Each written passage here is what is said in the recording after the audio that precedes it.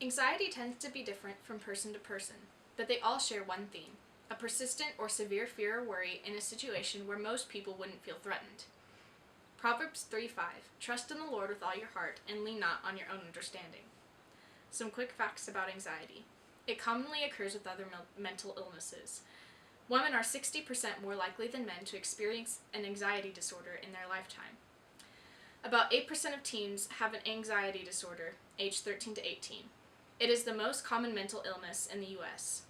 It is highly treatable, yet only 1/3 receive treatment. There are many different types of anxiety: generalized, OCD, phobia, social, panic, PTSD, and each one has specific symptoms. For this video, I'm going to share a friend's experience. We are going to call her Olivia. Olivia was in her early 20s when she was diagnosed and had experienced a trauma that caused it. She became emotional and couldn't focus. Olivia writes, "It began to interfere with my decision-making. I started using some poor judgment. Since my anxiety resulted from a trauma, I was carjacked. I would avoid being by myself as often as I could and was scared more often than before." She continues with, "I got professional help, which was a huge help. It is always wonderful to have an expert to talk to. I also started taking a medication which helped me control my anxiety. This was also a big help. Many are embarrassed by having to take medication, but truthfully, we should not be. I also relied heavily on my friends. When I broke down, I was crying uncontrollably. I literally could not stop. The trauma just rocked my system. My roommate would not let me be alone and just held me until I pulled it together. Just knowing they are there when you need them helped to calm me." I would like to pause and take note on a few things she said. She points out that you should not be embarrassed from taking medication. It helps you get better and ultimately makes it so that you can live your life a little more peacefully. She also points out that her friends helped a lot.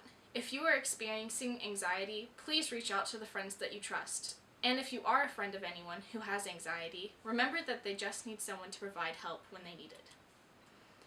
Olivia continues by saying at first she was angry at God, but eventually realized it was because of him that she was safe, and so she began to rely more on him. Olivia leaves this last bit of advice for those going through anxiety. You are not alone. There are so many young girls who struggle with anxiety and depression. The two often go hand in hand. Don't be afraid to tell someone. Don't be afraid to talk to a professional, a counselor, a minister, or a teacher. People are put in our lives to help us. Use them. I think that is so important. It's easy to feel like you are the only one going through this, and so you feel ashamed and think you have to hide it. But please, don't be afraid to reach out and talk to people. If you think you or a friend is going through anxiety, here are some signs and symptoms: racing heartbeat, rapid breathing, muscle tensions, sweaty palms, nausea, trembling limbs, uncontrollable urge to cry, difficulty concentrating, changes in diet, changes in sleep patterns, feelings of depression or hopelessness, and avoiding people and activities they used to enjoy.